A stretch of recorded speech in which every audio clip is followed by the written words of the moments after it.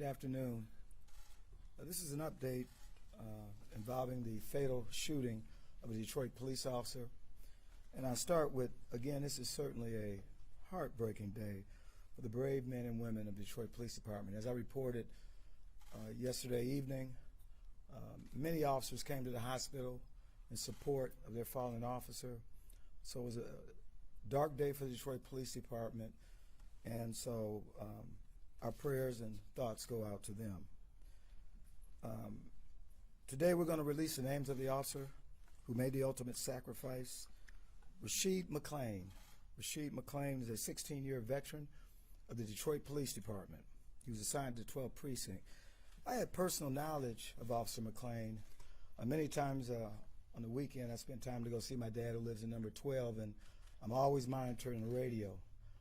And many times I would show up at calls, or if an officer was on a traffic stop, and invariably I would see Officer Mcclain. And the one thing that stood out for me relative to Officer Mcclain, he was a leader.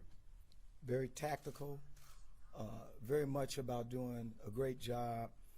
And as I will talk about the events, how they unfolded, I had an opportunity to look at his body-worn camera. No surprise that when he arrived at the scene, he was in charge. He understood that he was faced with a very dangerous situation.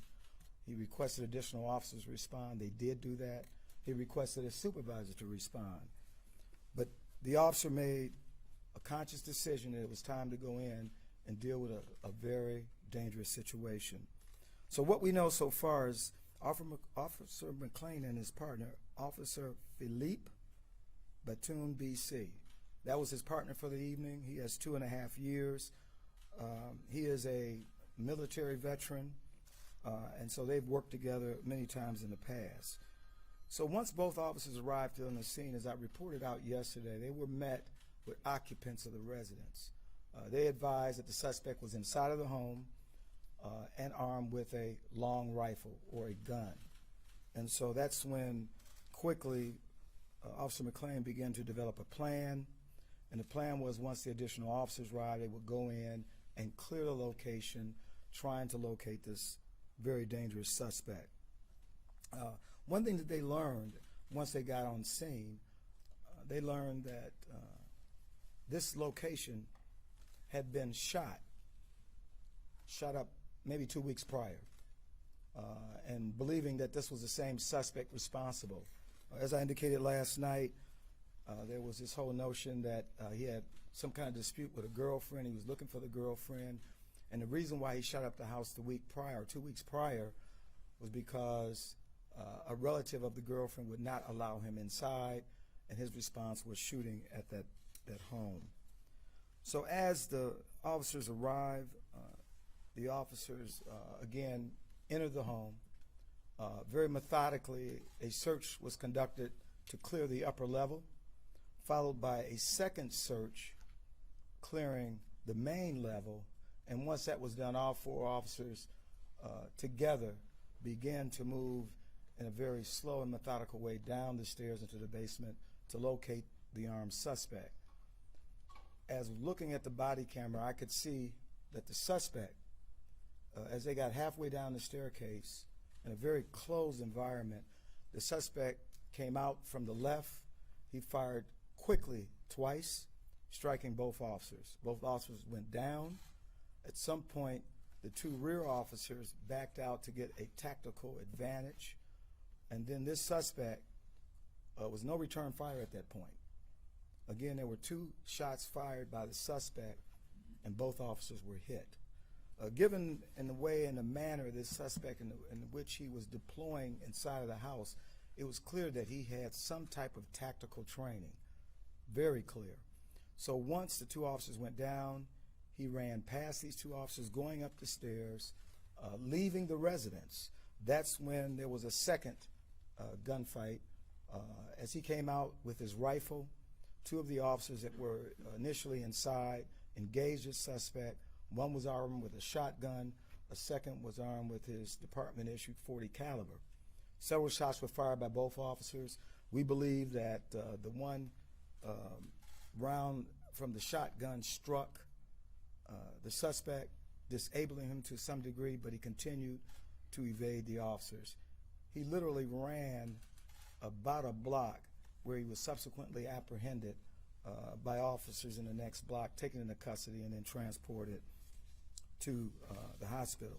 So again, it was very clear that this suspect was trying to bait the officers. He had a presence of mind, but also what was clear, he wanted suicide by cop, just based on his actions. So what we know about this 28-year-old suspect is that he is on parole. In fact, I had indicated last night that he had recently been released from parole, but he is on parole.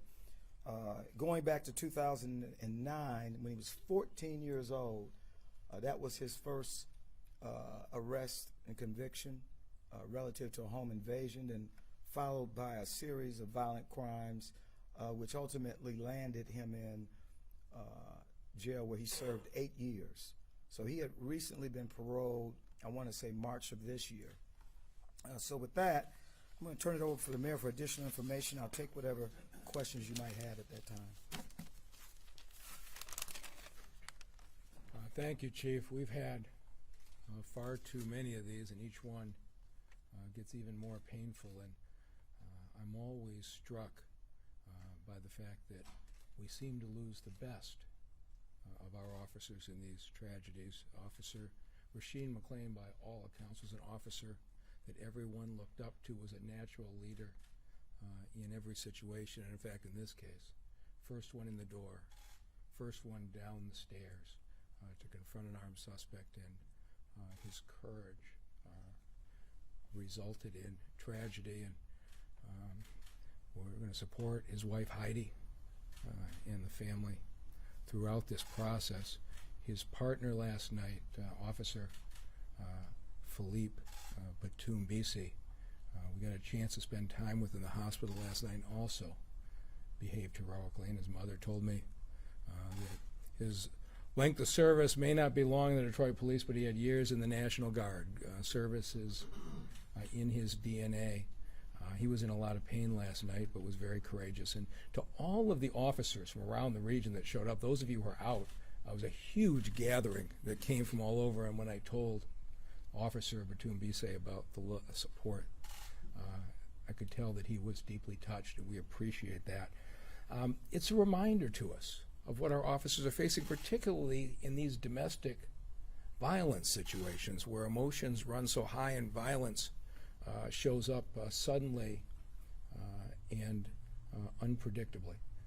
And this is a reminder again of what we have. Think about what our officers did. They got Officer Mcclain and Officer Batum-Bisi into the ambulances and to the hospital. But after 2 firefights, they also got the suspect into the ambulance and to the hospital. It was the ultimate standard of professionalism, that even in that environment, the suspect's rights were protected. And it just is a reminder to me that the city of Detroit is lucky to have the finest police force in America, and tonight the whole city mourns one of our heroes. Chief. Thank you, Mr. Mayor. As I begin to take questions, I also want to acknowledge the phenomenal work of everybody who showed up at the scene. And as you can imagine, these scenes are very chaotic. But I want to also, the homicide team just does phenomenal work, and I want to thank Captain Burnell and his crew for the work that they've done, and also the Michigan State Police, who were available and ready to support us as we continued with our investigation and trying to resolve a very dangerous situation. So with that, I did want to show you the weapon that the suspect was armed with, just to show you the type of assault type weapon that this suspect was armed with. Extended magazine, folding stock. So a very dangerous weapon. And clearly this suspect was trained and skilled to use this type of weapon. So with that, I'll take any questions that you might have.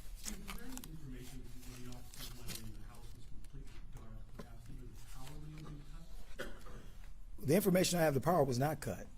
In fact, it may have been intentional by the suspect that the upper level and second level, the lights were out. However, the lights in the basement where he was concealed, they were on. He had a plan, and it's easier for him or anyone that we're in there in the lightness, they can identify a target much easier. So he had a plan, and he purposely, we believe, left the lights on. So the lights were In the basement only. The second and upstairs, at least the information I have, and I did look at body-worn camera, I know as they conducted searches on the main level, the lights were out, but the lights were on in the basement. So when the officers were going in, it was pitch black. It was dark, yes. Is there They any- had flashlights, of course, to illuminate their pathway. Any information also there was a money factor in this, that perhaps stolen money this guy was after, or? I've not heard anything about money. This, what I'm told, had to do with an estranged girlfriend. Again, as I indicated, 2 weeks prior, he wasn't allowed into the residence. He wanted to see this person and couldn't, and he responded by shooting the house up. How did he get in first time? How did he get in last night? I'm not certain as to how he got in, but I do know that when our officers arrived, at least 4 of the occupants were out of the house. The front door was locked, and you could hear Mcclain giving direction as to how they would make entry. Some of the officers had just forced the door. Even family members said, force the door. He said, no, we'll use the key and we'll go in. And so he was in charge of that scene. Chief, what did the Burke serve 8 years for in prison that he was paroled for in March? I'm The suspect, you say he served 8 years in prison. Yeah, if I'm going to give you the exact. I want to say he was on parole for weapons and an assault with great bodily harm. And he was only given, I want to say, 1 to 8 or 10, 1 to 10 years. He ended up serving 8 years. Don't know why yet, but we're going to do a deeper dive into that background. Are you ready to identify the suspect? I am not. He has not been arraigned, but he was on active parole. He has been violated as we continue to do our investigative work. Is there any other weapons found, and is there a gang nexus in this? We're unaware of a gang nexus. That was the only weapon that we know of that was used, and we didn't recover any additional weapons. Any idea where this guy might have got this training you're talking about? You had this tactical plan here. We're very much into the investigation. We have learned that he did get some training. He was not in the military, but I don't want to go into details of that. Is the weapon connected to him? I don't have that information. Chief, can you give us a sense of the timeline of when the officers arrived? So was Officer Mcclain, who enters the house first, was he the first squad, is he part of the first squad that arrives there? Officer Mcclain responded within 8 minutes after he was assigned the call. He was the first unit on scene. He quickly, after a quick assessment, requested additional resources. They responded. In fact, I want to say the first additional resources were 2 patrol units showed up, 4 officers. He also requested a supervisor. Officer Mcclain waited until he had additional support, and he didn't make entry until he had the 2 additional officers. It was 4 officers that went in together. To your knowledge, had Officer Mcclain ever been in a situation like this? I mean, you had personal experiences with him. It sounds like he was indeed a hero. Absolutely a hero and a leader, I might say, a person who can make decisions. I knew right away. I mean, I had conversations with Officer Mcclain several times. We have something we coined in the Detroit Police Department as the Chief Craig Scholarship. I wanted to give him a scholarship. And he said, no, I'm okay. I like working number 12. And he liked working the afternoon shift. And most officers know it's the afternoon shift that is the busiest shift. But he was very capable. There were times where I saw him on traffic stops by himself, and I would drive up to support him doing that stop. And there were other times I saw him on calls. He was a very productive officer in trying to keep 12th Precinct safe. Can you tell us about his family? I mean, you mentioned his wife, Heidi. Been married 10 years to Heidi. They have two stepchildren. That's it. But he liked working the 12th precinct. Chief, was it the front door, the side door? The front door. They did make entry into the front door. They acquired keys from one of the occupants. And again, he made the decision, we're not going to kick this door in. And I can't get in his mind. Maybe he was thinking he didn't want to provoke this suspect. Not certain, but it was his decision to make entry in a more stealth-like manner. Was the target of this domestic violence in the house when this guy got in? She was not. What- She wasn't even at the scene, so we're not certain. And she wasn't at the scene on the 2 weeks prior. Do you know what his motive would have been to get in the house that last night? I can't. I can only assume, a big assumption, that he was there again for her. And the one thing that we know in terms of the original crime report, there was very little information identifying this suspect. So it appeared that the investigators had nothing much to follow up on.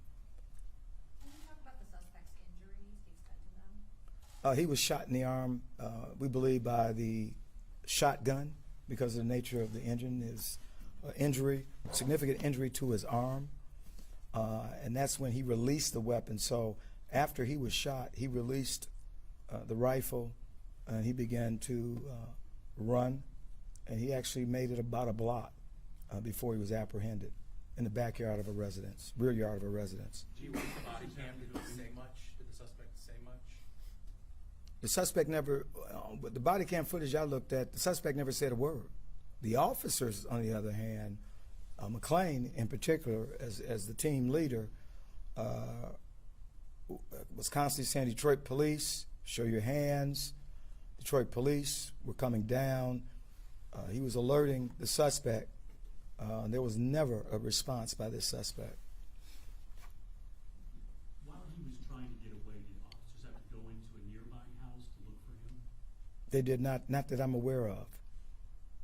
This was all outside, and again, he traveled about a block before he was apprehended. I'm sorry, Chief, what were the two shootouts when so in the basement there, then he came? Yeah, so there was the initial 2 shots fired,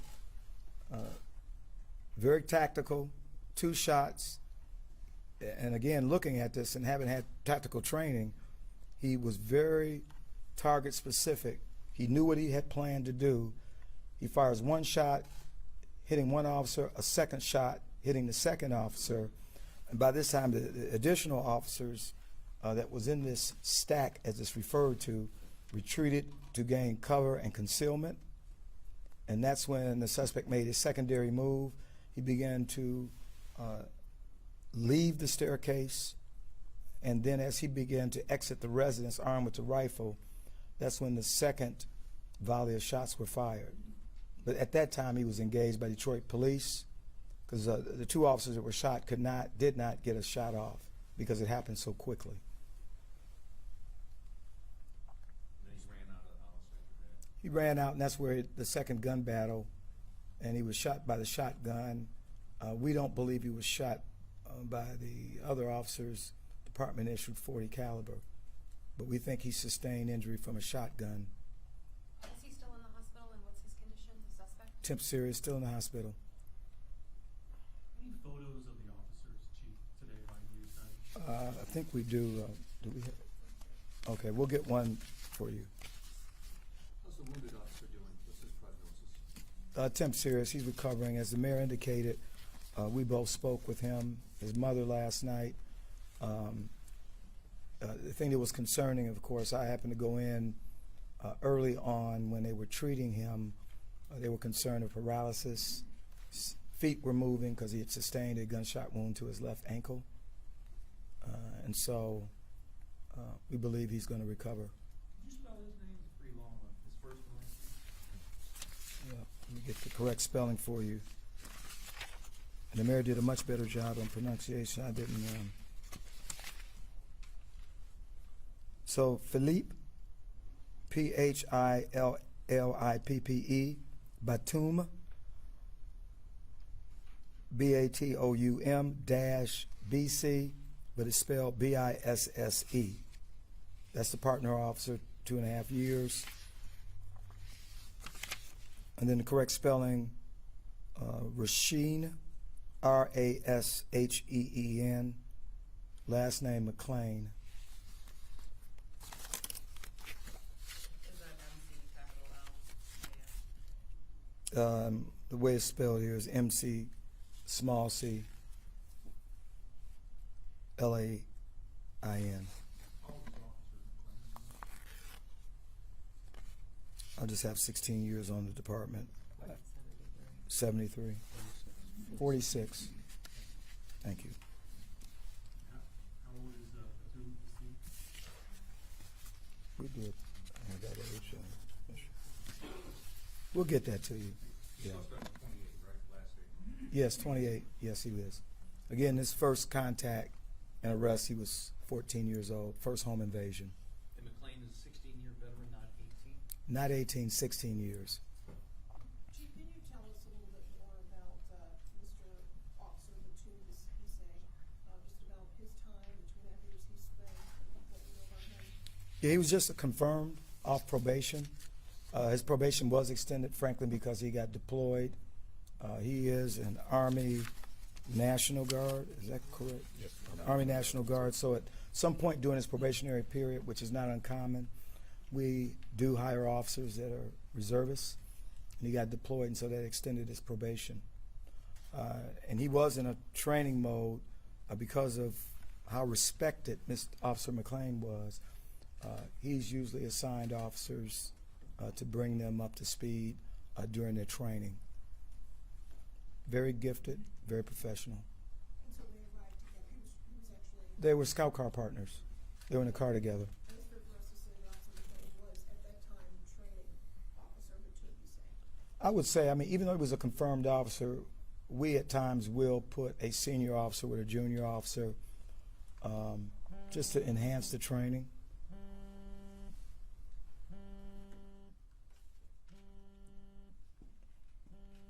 And Chief, you may have already clarified this, so I apologize by making you repeat yourself. The suspect was shot not by Officer Bethune, or Officer McClain, but by the two other officers who arrived to provide backup. That's correct. And that was outside of the residence. Again, those two officers did not have an opportunity to return fire. Watching the video, it was very quick. Again, he had the advantage because the downstairs area was lit, so he could clearly see both officers as they were coming down the stairway. Two single shots, very quickly, target specific. And so he was obviously trained. And then once he fired those two shots, he retreated to a position kind of concealment, and then he made his move to exit the location quickly. Can you comment on how the 12th precinct is doing? I mean, they obviously lost one of their own, and another officer was injured. I mean, how are they holding up as a It's very difficult. I spoke to the captain this morning, the commander, after I left last night. Very trying, as you can imagine. A longtime veteran of the precinct, a respected veteran. And as the mayor and I pointed out yesterday, probably over 350 officers converged on the hospital. And I mean, not just from the 12th precinct. And to have to look in those officers' eyes and certainly give them the bad news that we have lost one of our own. That was very difficult. And there was so many officers there that we had to do it in two groups, not one. Thanks, Chief. Thank you.